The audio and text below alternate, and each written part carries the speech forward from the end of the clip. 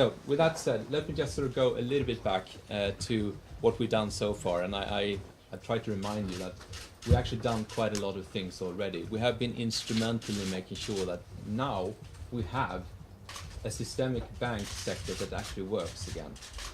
By us being able to remove the non-performing loans out of the two systemic banks, NLB and NKBM, we basically made it possible for the government to recapitalize the banks.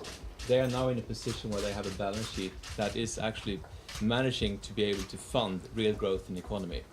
This was not the situation just a couple of months ago, and let's not forget that, because it's a major step forward, and I think it's been sort of noticed at least outside that this has been actually tremendous success in terms of what we're doing.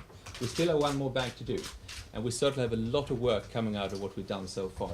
So let me tell you a little bit about that process as well. But before we do that, it seems still not to be really clear that in terms of how this was done, we as BMC did not select the assets that were transferred to us, nor did we set any of the transfer prices. I want to stress it again because it seemed to be a little bit unclarity still. We did not do that. We were executing on a governmental decision where also I think the European institution had a big say in terms of exactly what assets to be transferred to us and what not to. We did not play a role in that. So we are basically dealing now with what has been given us, and it's not completely coherent. We certainly have some opinions in terms of what we think should have been also submitted to us and maybe what should have not been, but we are dealing with it as we've gotten it because that is our mandate, that's what we need to do. So, having said that, what are we then doing? Well, we are now in the process of receiving the files. As you know, we took over the legal risks and obligations of the files for the two banks, for most of the assets, by the 20th of December. There is a process now where we actually get full managerial control of those assets, and that process has been structured in a number of tranches, as we still call them. So we are getting basically the files now over to us in a sort of planned process where there's a couple of things happening. There are four things actually from our point of view which needs to happen for this to be completely handed over to us. We have to have an interview with the case manager in the bank to make sure we understand basically what I've been doing in the case up until the point we take it over. We need to make sure there's a digital copy of the file in place before we take it over, because we don't want to see any documents getting lost in the transfer process. Thirdly, we need to have access so we can actually follow what's happening on that specific file, i.e. if we are receiving money from the clients or not. So we need to have access to that through some of what we call the service level agreement, so we get access to reporting and so on. And the fourth thing is we need the physical documentation. We need the files. And that is a process that is taking some time, because not the files are in such order that they are transferable from all banks at the moment. So it's being prepared. We also see some flaws in the files. We're concerned about that. We will make sure that we will work with banks in order to cure as much as possible, to the extent possible. And if it's not curable, well, then there is a consequence in terms of what we can recover. So that's what we're doing. We are basically sort of now executing and getting to the end of what we call the tranche 1, which is some 42 companies from both NLB and NKBM. We've gotten most of the files from one bank. We only have one physical documentation from the other bank so far, and we are working hard with them in order to make sure that we get actually physical documentation also over. And if one file, and we're going to deal with 423 out of the first bank, is like this. That's sort of the paperwork you see behind you right there. And of course, I mean, what we need to do is to... Yes, it's not a big one. That's a small file. Yes. So what the work is now is to very clearly go through what we have as a checklist in terms of checking everything that should be in the file is there, and making sure that we have the proper documentation in order for us to be able to execute effectively as we now taking on this.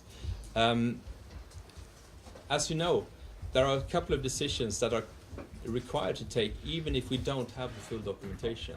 And I think I have reminded you that in this transition period, when we're executing the tranches, where we're now sort of at the end of tranche 1, we will use the two banks, their credit committees, for us to have a recommendation prepared for us based on the documentation which still is in the bank, for us to basically make sure that we can at least take decisions based on the information we have to the extent we can. And sometimes what the banks are recommending is contrary to our objectives. Don't forget that we are set up because we can more effectively do certain things than the bank cannot do. So of course there will be situations where the bank would have done A, and we actually are going to do B, because we think that's a better way of recovering money. So that's what's happening right now, and we are working on quite a few cases. The way it's done internally in the organizations, I think, is quite important. When we sort of review the cases and we're getting sort of that into the case manager's domain, and which are working with the team, they are preparing a decision for our credit committees. And that is purely based on making sure that we find what is the best way to recover the money. So we reviewed everything in there.